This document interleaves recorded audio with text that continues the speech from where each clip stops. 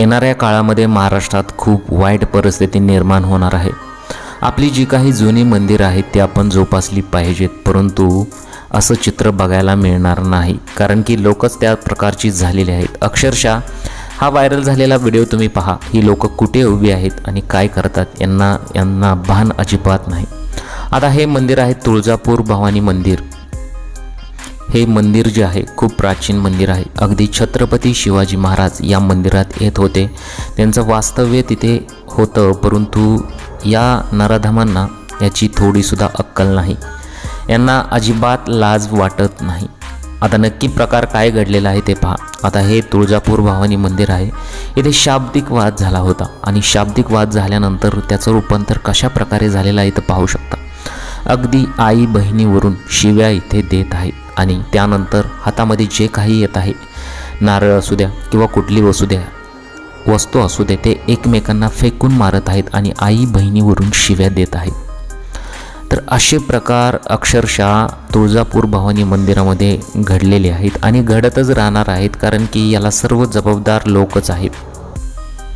एकतर लोकांमध्ये जी काही अंधश्रद्धा आहे ती वाढत चाललेली आहे, त्याचबरोबर जे काही पुजारी आहेत ती तुम्हाला घटना माहीत असेल की कोल्हापूरमध्ये कशा प्रकारे पुजाऱ्यांनी सामान्य जनतेला मारलं होतं आणि अशाच प्रकारची घटना आहे ती इथे घडलेली आहे। परंतु ही जी घटना आहे ती लोकांमध्येच झालेली आहे, सामान्य 2 गटांमध्ये ही घटना घडलेली आहे। अक्षरशः इथे महिला ज्या आहेत त्यासुद्धा भांडताना दिसत आहेत आणि असे प्रकार महाराष्ट्रामध्ये घडणारच। येत्या काळात तुम्ही कितीही काहीही बोला, परंतु असे प्रकार थांबणार नाहीत। असे प्रकार हे वारंवार घडतच राहणार आहेत, कारण की लोकांमध्ये जी काही भावना आहे ती आता संपलेली आहे। लोकांमध्ये फक्त राहिलेली ती आहे ती अंधश्रद्धा।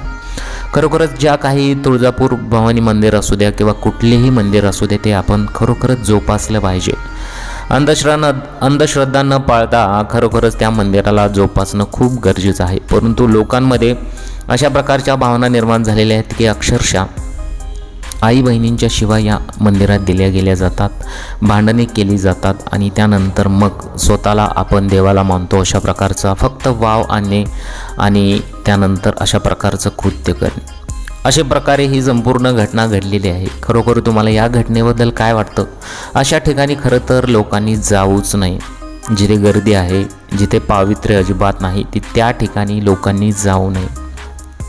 तुळजापूर भवानी मंदिर हे खूप प्राचीन आहे आणि ते खूप महाराष्ट्रासाठी महत्त्वाचं आहे, परंतु लोकांनी खरोखरच तिथे बाजार केलेला आहे। आणि फक्त हे तुळजापूर भवानी मंदिर नाही, तर तुम्ही महाराष्ट्रातले कुठलेही जे काही खूप मोठमोठे मंदिर आहेत त्या ठिकाणी अशी परिस्थिती निर्माण ही नक्कीच होणार आहे आणि आपण यातून बाहेर आलं पाहिजे।